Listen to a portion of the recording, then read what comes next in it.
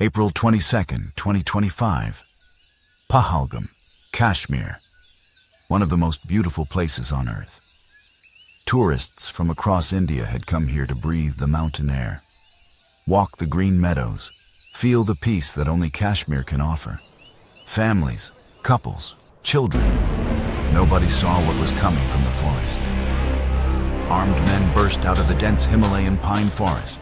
They moved fast, surrounded the tourists, forced the men to their knees at gunpoint. Then, they did something that shocked the conscience of the entire world. They asked each man, "What is your religion?"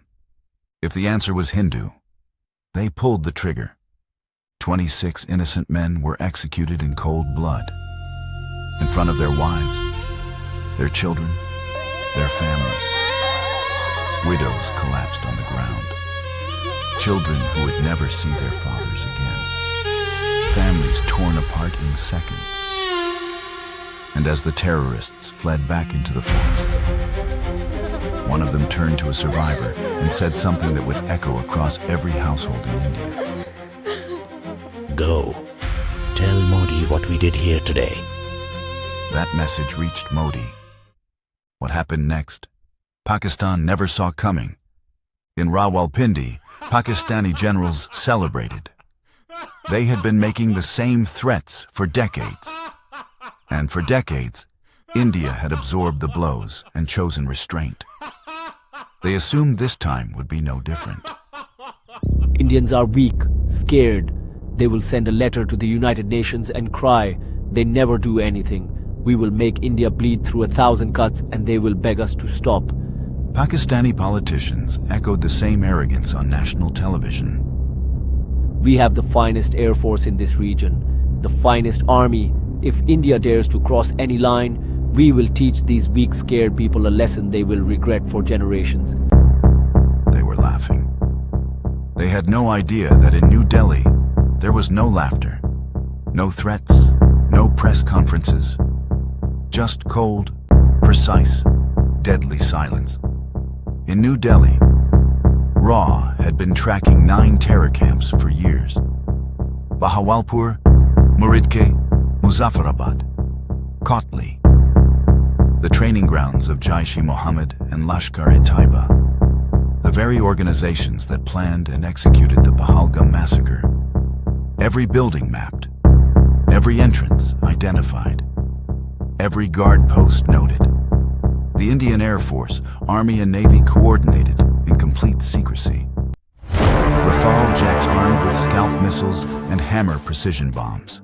BrahMos supersonic cruise missiles, the world's fastest, 15 of them loaded and ready. The operation was given a name. Sindoor, after the red mark worn by Hindu married women. A tribute to the wives, widowed in Pahalgam. A promise that their husbands would be avenged. India's Prime Minister gave one order: strike back, strike hard, strike now. Operation Sindoor is our unwavering commitment to justice. The Indian Air Chief walked into the operations room, looked at his commanders, and delivered the order that would go down in history. Our job is to hit the target, not to count the body bags. In the darkness of Indian air bases, ground crews loaded the Rafales, checked the BrahMos, fueled the jets. Nobody spoke. Everyone knew what was about to happen. May 7th, 2025, 1:05 in the morning, the Rafales rolled. Send in the BrahMos, give them free delivery. 15 BrahMos supersonic cruise missiles screamed through the Pakistani night sky at 3 times the speed of sound. Simultaneously, Rafale jets armed with Scalp missiles crossed deep into Pakistani airspace. 9 targets hit simultaneously in exactly 23 minutes. The headquarters of Jaish-e-Mohammed in Bahawalpur, gone. The training camp of Lashkar-e-Taiba in Muridke, gone. 7 more terror facilities across Pakistan-occupied Kashmir, gone. Over 100 terrorists eliminated in a single night.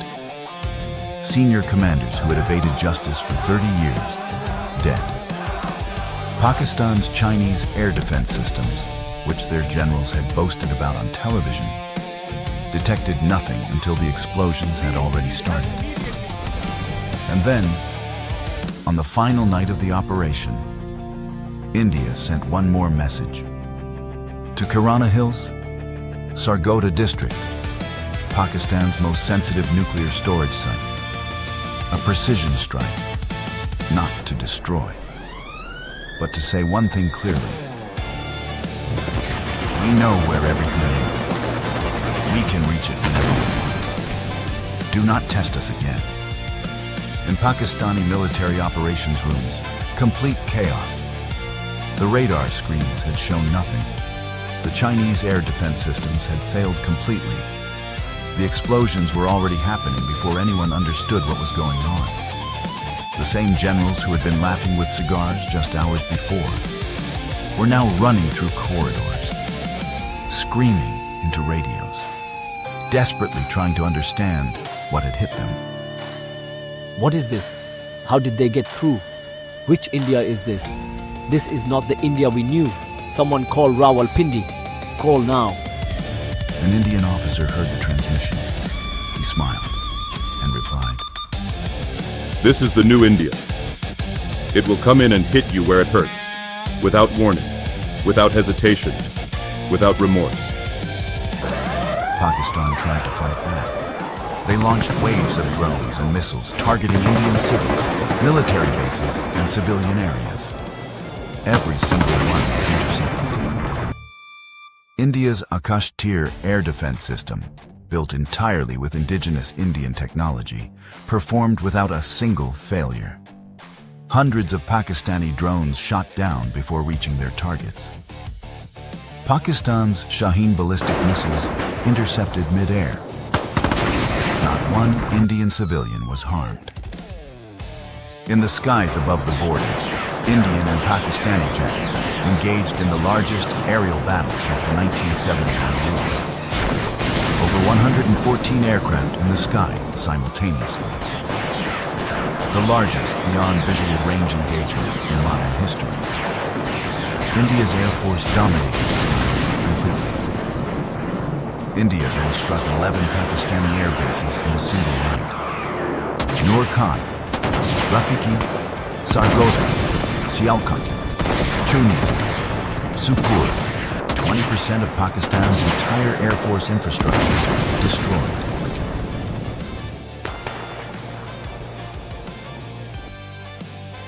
They have destroyed everything. Our bases, our jets, our radar, everything is gone. We cannot fight this. We cannot stop this. Someone has to make this stop. May 10, 2025, 5 p.m. Indian Standard Time. Pakistan's Director General of Military Operations, the same military establishment that had called Indians weak and scared, picked up the phone and called India. We request an immediate ceasefire. Pakistan will cease all military action, all of it, immediately.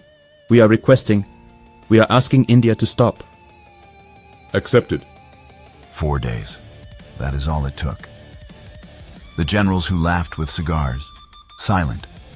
The politicians who called Indians weak, hiding. The terrorists who said, "Go tell Modi," dead. India had won. Decisively. Completely. Undeniably. Operation Sindoor was not just a military victory. It was a declaration to the entire world. For decades, India had shown restraint. Each time absorbing the blow. Each time choosing diplomacy over retaliation. Not anymore. दुनिया ने और देश के दुश्मनों ने भी देख लिया कि जब सिंदूर बारूद बन जाता है तो नतीजा क्या होता है. Chanakya once said, "The biggest enemy of a powerful nation is its own hesitation." India has stopped hesitating. Subscribe to Untold Operations every week A new story of India's courage that the world needs to hear. The untold ones, the classified ones, the real ones.